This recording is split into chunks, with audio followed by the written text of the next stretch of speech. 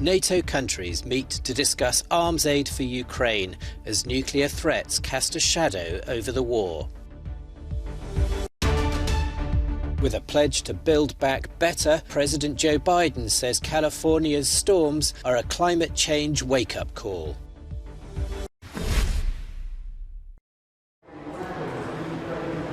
Ukraine is hoping NATO countries will follow Britain's lead in offering tanks to its army at a key meeting at NATO's Ramstein air base in Germany today.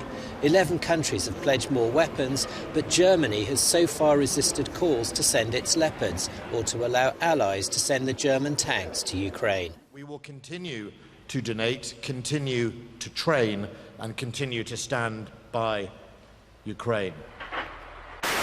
And it's not just NATO member states. Sweden's sending arms, including its Archer artillery system.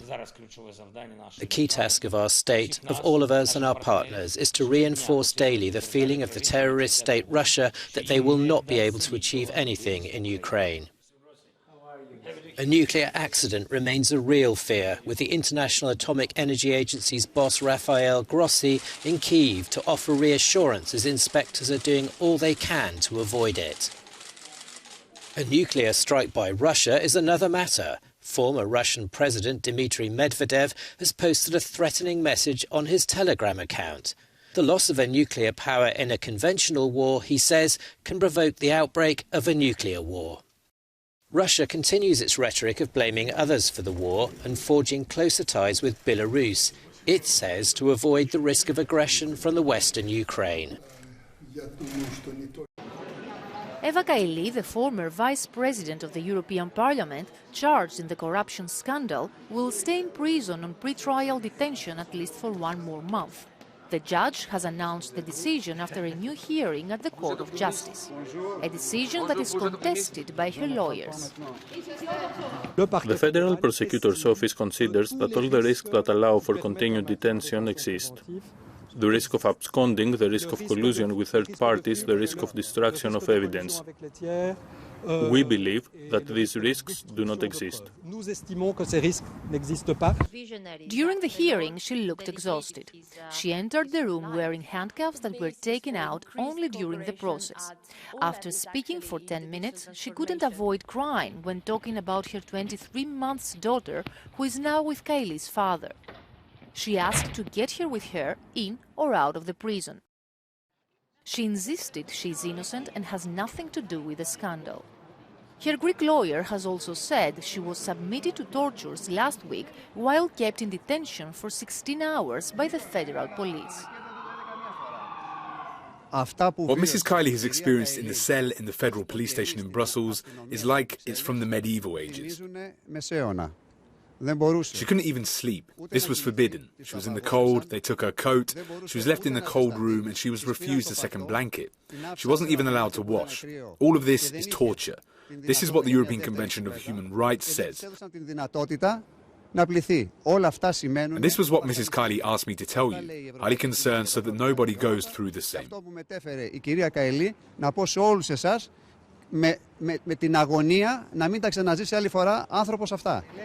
Her lawyers are also claiming that she is paying the highest price compared to other suspects that may be out and prepare their defense. They were referring to Pier Antonio Panzeri, who made a deal with Belgian authorities and will start secret hearings on Tuesday to unveil substantial elements of the case and is expected to reveal more names of persons involved in the case, either as actors or as bribed. At the same time, the request for the waiver of the immunity of 2 more MEPs, Mark Tarabella and Andrea Cozzolino, is underway. The European Parliament have reassured the Belgian authorities that this will happen within the next month.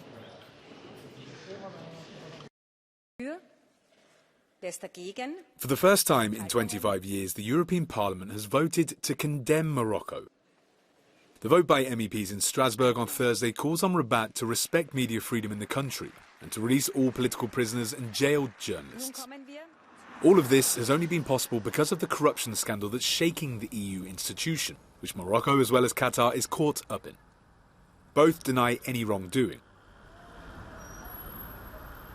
For members of the left group in the European Parliament, It's unbelievable that under these circumstances, Morocco is still lobbying MEPs, even if this isn't illegal. We wanted to send a very clear, strong and united signal to Iran's regime that this really got out of hand and that we think they are behaving like terrorists by terrorizing their citizens and the whole region. The left has shown Euronews a letter from the Moroccan authorities which tries to convince its members not to vote to condemn the country and also to meet to discuss the matter. However, Thursday's vote does not include the same measures applied to Qatar, after MEPs voted to suspend all work related to the country until there's more clarity on the investigation. MEPs were also busy elsewhere, voting to list Iran's Revolutionary Guard as a terrorist organisation.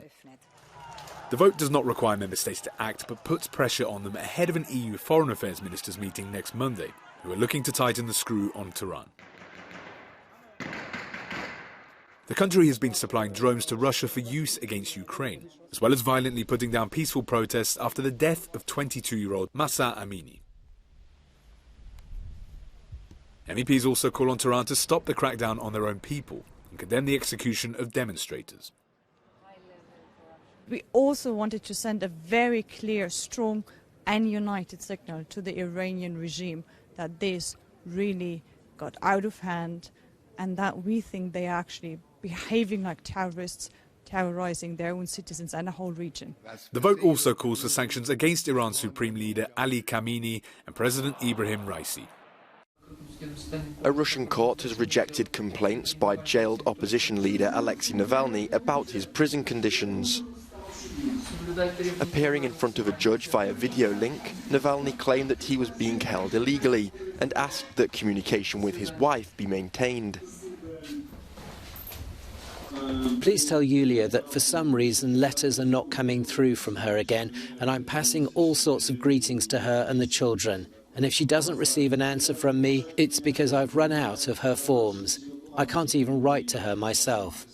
The hearing took place amid reports on the deterioration of Navalny's health and calls from his wife and allies urging prison staff to provide basic medicines. The 46-year-old is serving a 9-year sentence on fraud charges in a maximum security prison colony.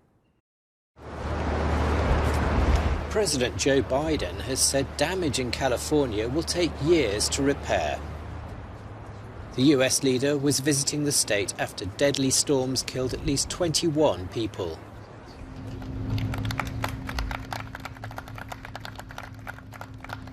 You know, while the situation is still treacherous, we're cautiously optimistic that the worst part is behind. The waters recede, but we'll see the full extent of the damage to the homes, the businesses, and the farms and ranches. And we now we know some of the destruction is going to take years to fully recover and rebuild. But we got to not just rebuild, we got to rebuild better. We got to rebuild better. He said the storm should serve as a wake-up call. If anybody doubts the climate is changing, then they must have been asleep for the last couple of years. Inspecting some of the damage, the president warned the climate crisis would create more extreme weather in the future.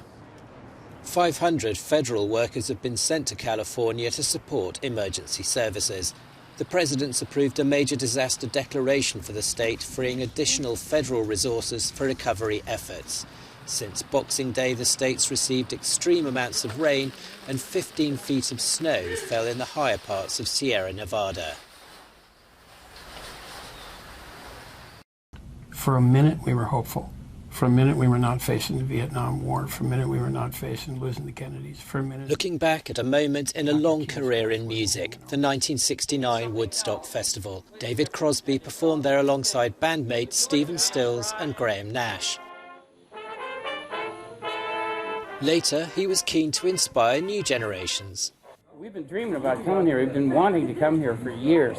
As well as to protest through song.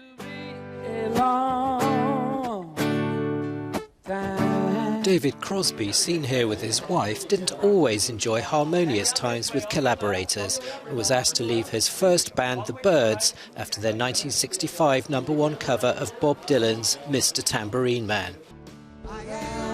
He died after a long illness at 81, a founding father of folk rock. starting